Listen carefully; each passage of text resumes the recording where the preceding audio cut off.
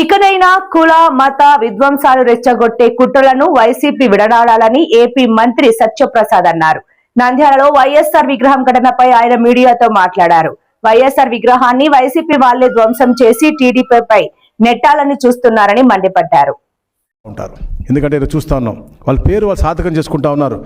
మొన్న మనం చూసే నంద్యాల జరిగిన సంఘటన, రాజశేఖర్ రెడ్డి గారి విగ్రహాన్ని వాళ్ళ అనుచరులతోనే విధ్వంసం చేసి తలకాయని తీసేసి దాన్ని ఏదో తెలుగుదేశం పార్టీ నాయకులు చేశారని చిత్రీకరించబోయి దొరికిపోయినటువంటి పరిస్థితి.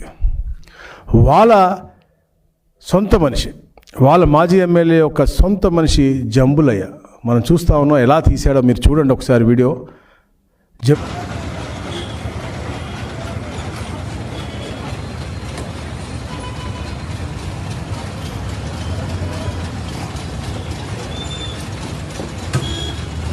తనలో కూడా ప్రతి దాంట్లో కూడా పాలు పంచుకున్నాడు.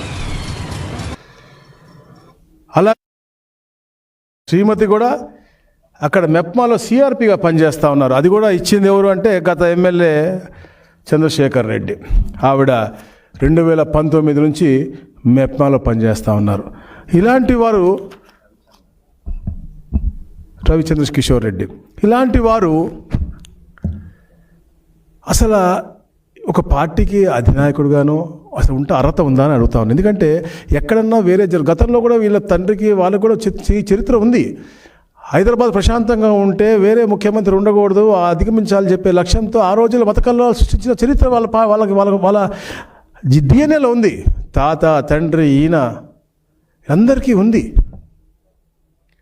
అందుకని ఈ రోజున ప్రశాంతంగా ఉన్నటువంటి ఆంధ్రప్రదేశ్ పెట్టుబడులు విపరీతంగా వస్తూ ఉన్నాయి. మొత్తం ప్రపంచం అంతా ఇటువైపు చూస్తూ ఉంది.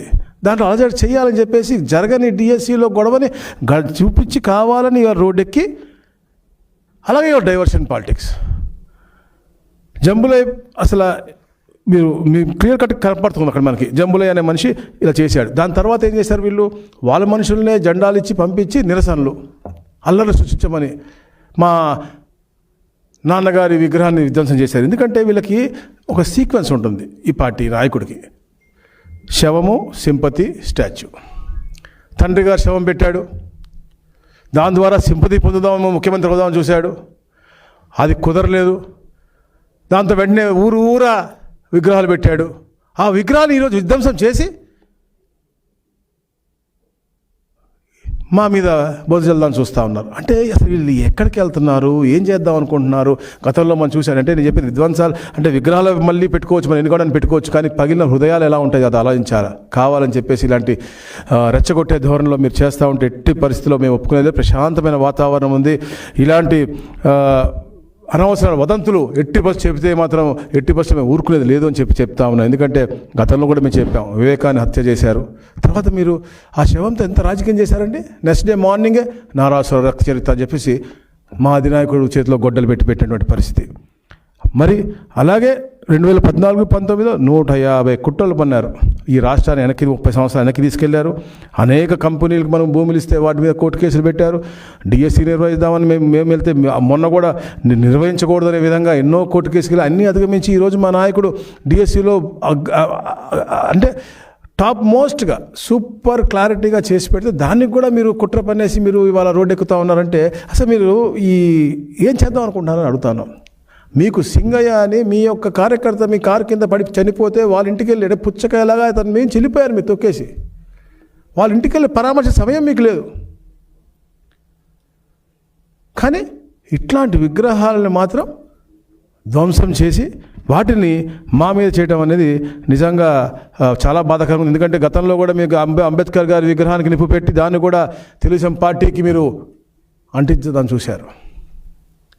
అంటే మీ క్రూరత్వానికి, మీ యొక్క మానసిక పైశాచికత్వానికి ఎన్నిటికి కూడా అది నిదర్శనం అని చెప్పేసి కూడా నేను తెలియజేస్తా ఉన్నాను. ఎందుకంటే జంబులయ్య ఎవరైతే ఉన్నారో అతనే వచ్చి నేను ఎందుకు చేశాను, ఎలా చేశాను, ఏ పార్టీలో ఉన్నాను కూడా అతను సొంత వీడియో కూడా ఉంది. కానీ ఈ సాక్షిలో రాదు, ఎందుకంటే ఇది వాళ్ళకే హానికరమైంది. అదే మామూలుగా రాజశేఖర రెడ్డి గారి విగ్రహం ఎవరైనా ధ్వంసం చేస్తుంటే సాక్షిలో ఫ్రంట్ పేజ్ పెట్టి ఇంకా ఈ రాష్ట్రంలో అందరినీ కూడా రెచ్చగొట్టే ధోరణితో మీరు మాట్లాడేవాళ్ళు. ఎప్పుడైతే దొరికిపోయారో దొంగ దొరికిపోయిన తర్వాత ఈరోజు మళ్ళీ దాన్ని సబ్సైడ్ చేయడం కోసం మీరు వేరే అన్ని తీసుకొచ్చి ఈరోజు రోడ్డు మీద మీ కార్యకర్తలు రోడ్డు మీద డిఎస్సీ అని అదాన్ని పంపిస్తూ ఉన్నారు. ఇదేమన్నా కరెక్ట్? ప్రజలు కూడా చూస్తూ ఉన్నారు, మీరు చూడండి. నా పేరు బాలమ్మ, మా ఆయన పేరు వచ్చేసి జమలయ్య సార్. నేను సిఆర్పిగా 2019లో ఎక్కాను సార్. నాకు ఉద్యోగం ఇప్పించినందుకు నా వైసీపీ పునర్సేసే వారే ఇప్పించారు సార్. నాకు మా పెళ్లి కాకముందు నుంచి కూడా ఆయన ఈ ప్రభుత్వానికి మా మామ అందరం ఫేవర్ సార్ పునర్సేసే గారికి. వైసీపీకి కూడా మేము ఎటువంటి విరోధులు అయితే కాదు సార్. మేము